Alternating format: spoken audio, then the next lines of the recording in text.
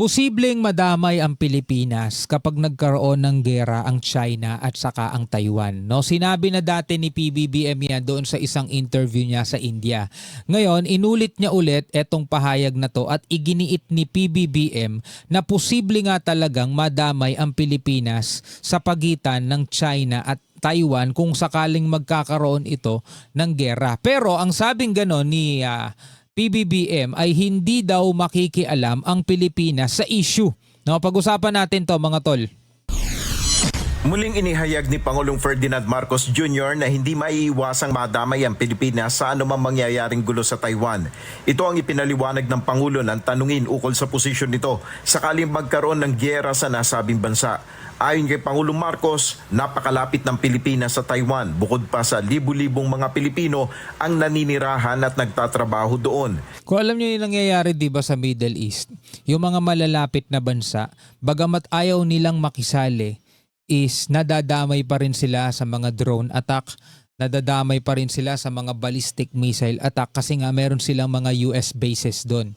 Ngayon, bagamat hindi natin kinikilala na mga US bases yung mga nandirito dahil ang tawag natin dyan, EDCA, Pilipinas pa rin ang may control dyan, pero hindi natin alam kung ano ang paniniwala ng ibang bansa. Pwede ba nating igiit sa kanila, teka, bakit nyo kami idadamay wala namang US bases dito? Ay hindi, sabi nyo lang yan pero may US bases dyan. Andiyan dyan pa rin yung mga US made weapon. Andiyan dyan pa rin yung mga Typhoon missile. Andiyan dyan pa rin yung mga HIMARS o kung anumang missile lang nandirito sa Pilipinas. Ngayon mga tol, hindi ko naman sinasabi na posibleng ganun na mangyari. Pero in case na mangyari dito sa region natin kung ano yung nangyayari sa ibang bansa. Like for example, magkagera ang China at saka Taiwan. Sa tingin ba ninyo gagayahin ng China ang ginagawa ng Iran na idadama yung ibang mga bansa na kapalibot doon kasi may mga US bases? Sa tingin ba ninyo magpapakawala din ng ballistic missile ang China para puntiryahin yung mga EDCA sites dito sa Pilipinas kasi andirito yung ibang mga US made weapon? Sa tingin ba ninyo gagawin ng China yon? Pwede kayong magbigay ng komentaryo sa ibaba. Giit niya, hindi nais ng Pilipinas na madamay sa anumang gulo.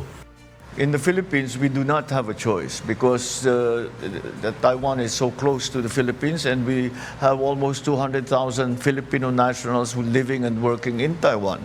So we have many other considerations, but we end up in the same position that we want to avoid any confrontation, we want to avoid any hostilities because of and around Taiwan, simply because we do not want to be involved in any war. We do not want to be involved in any conflict. Ayon pa sa Pangulo, wala naman din siguro may gustong madamay ka, di ba? hindi makikialam ang Pilipinas sa issue ng China at Taiwan. Pero naniniwala siya na mareresolba ang anumang gulo sa mapayapang paraan. And when it comes to Taiwan, as far as the Philippines is concerned, we do not interfere with something that is an internal matter. However, what we counsel everyone involved is that any conflicts be resolved peacefully. And again, it all revolves to peace. Pero wala pa rin kwenta yung paniniwala nating ganyan kung hindi naman yan yung gustong mangyari nung involved dyan. Halimbawa tayo, Pilipinas, naniniwala tayo na walang gulo ang hindi maaayos sa pamamagitan ng mabuting usapan. Okay, ganun ang paniniwala natin. Pero yun din kaya ang paniniwala nitong China at Taiwan, no? Kasi mga tol, etong Taiwan is talagang kinikilala ng China bilang parte ng kanilang teritoryo. At doon nga sa One China policy ng China is ang gusto nila, kilalanin natin yan, irespeto natin yan. Ayaw nga nila ng kahit na sino mang bansa ang magbibigay ng komento tungkol dito sa Taiwan eh.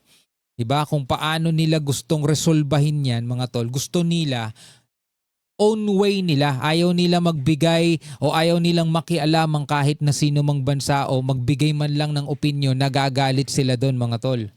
Kaugnay pa nito, patuloy na kinikilala ng Pilipinas ang One China policy. The Philippines has, from the very start, always held a One China policy. We have always held the One China policy. And we will continue to do that. Nel Maribu. Ang totoo naman talaga mga tol, wala naman talaga tayong pakialam dito sa China at sa Taiwan. Wala tayong pakialam doon. Kaya lang naman tayo nagiging concern kasi nga marami tayong OFW na nandoon sa maliit na isla na yon. Bakit sila nandoon? Kasi mas nakikita nilang may oportunidad doon kesa dito sa bansa natin. Di ba? Ang sakit isipin na sa isang maliit na isla, mas nakikita pa ng ibang mga Pilipinong may oportunidad doon kesa dito sa ating bansa na binubuo ng kalat-kalat na mga isla. Kasi mga tol, mas malaki pa ang Luzon kesa dito sa Taiwan, di ba? Pero mas maunlad na bansa yun kumpara dito sa atin. Ang pinaka-problema kasi natin mga tol, internal problems din di ba? Yung mga alam nyo na kung ano yung problema natin dito sa bansa natin. Pero ang problema naman natin sa China hindi naman may kaugnayan dito sa Taiwan eh. Ang problema natin sa China naman is yung may kaugnayan naman dito sa mga kinikilala nating teritoryo, kinikilala nating soberanya. Doon tayo may problema sa China. One China policy, okay, sige, kinikilala natin yan, nirerespeto natin yan, bahala kayo sa Taiwan, sa China, kung anong gusto ninyong mangyari dyan. Pero ang problema natin sa China is may kaugnayan nga dito sa mga features dito sa West Philippine Sea na inaangkin nila. Yan ang problema natin sa kanila mga tol. Anong masasabi ninyo tungkol dyan? Pwede kayong magbigay ng komentaryo sa ibaba.